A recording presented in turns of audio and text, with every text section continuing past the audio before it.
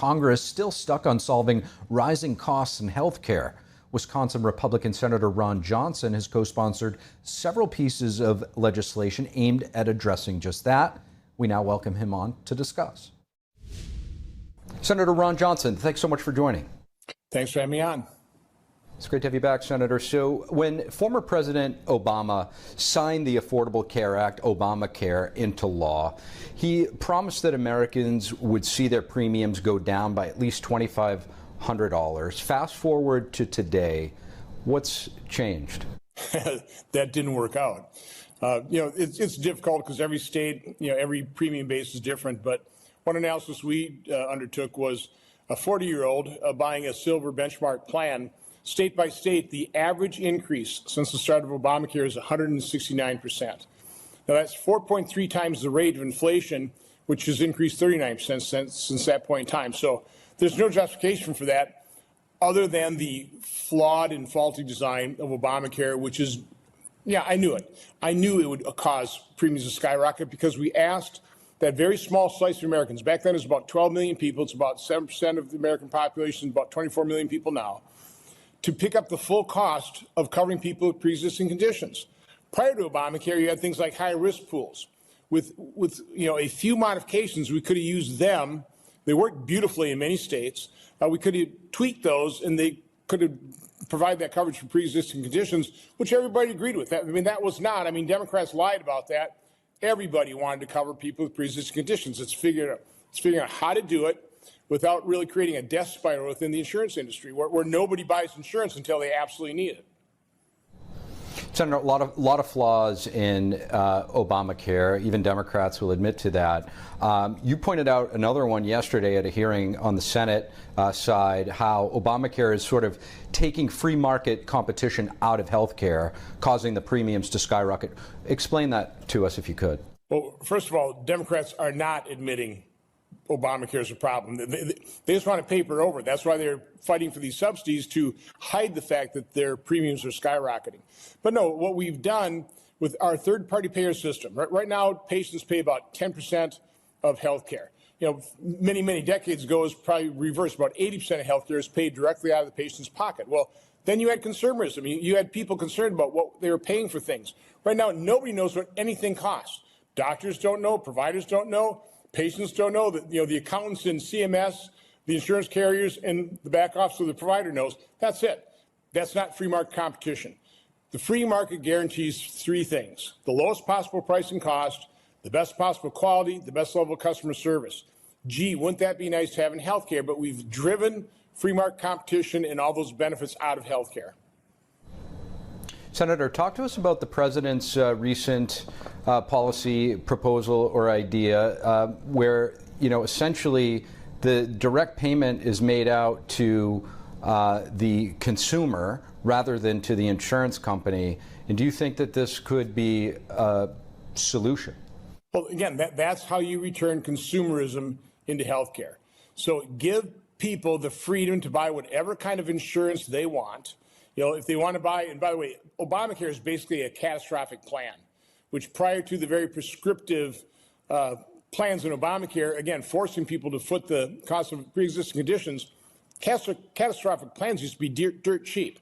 But not a bad way to go in insurance when you're young and healthy and you really don't expect any chronic health issues. You just have to insure against an accident or something. So give people short-term duration plans, things like association plans. Give people the freedom to choose the health insurance they want.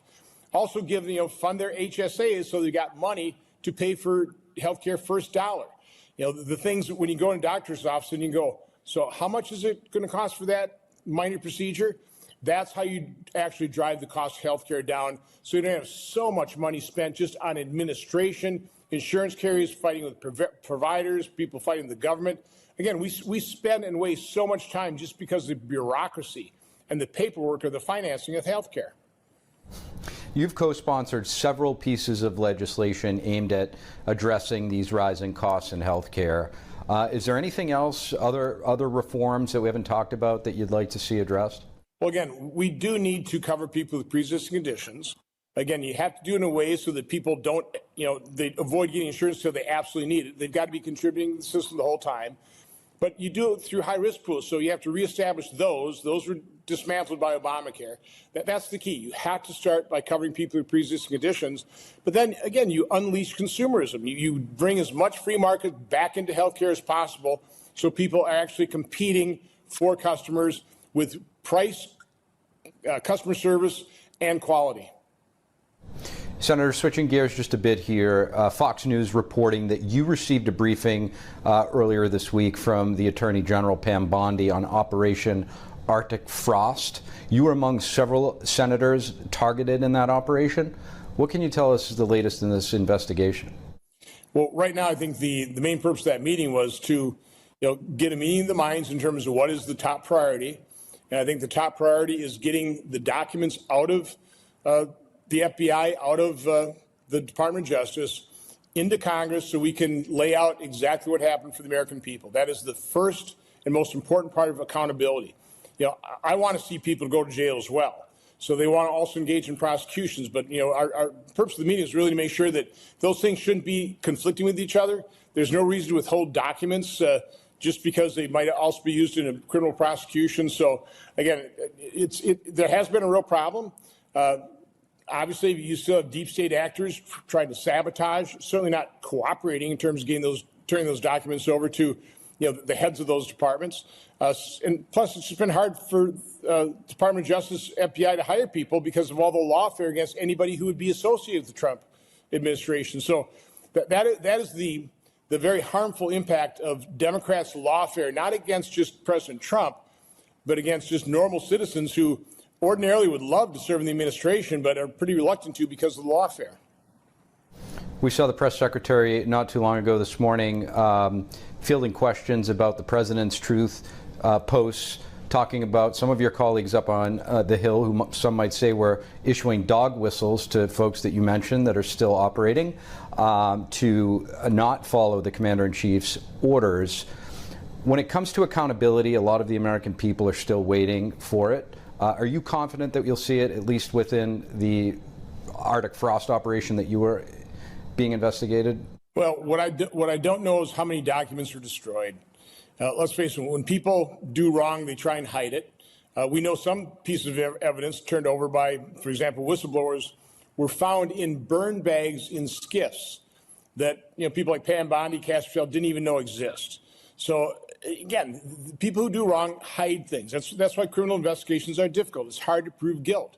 So you can't really guarantee anything. I can absolutely guarantee that President Trump, Pam Bondi, Casterfield, Dan Bongino, myself, Senator Grassley, we want to get to the bottom of this. We want to expose it so the American people know exactly the type of criminal behavior, the anti-constitutional behavior that the Biden administration and, quite honestly, the Obama administration before them engaged in against ordinary Americans. Senator Ron Johnson, really appreciate you joining. Have a great day. Happy Thanksgiving.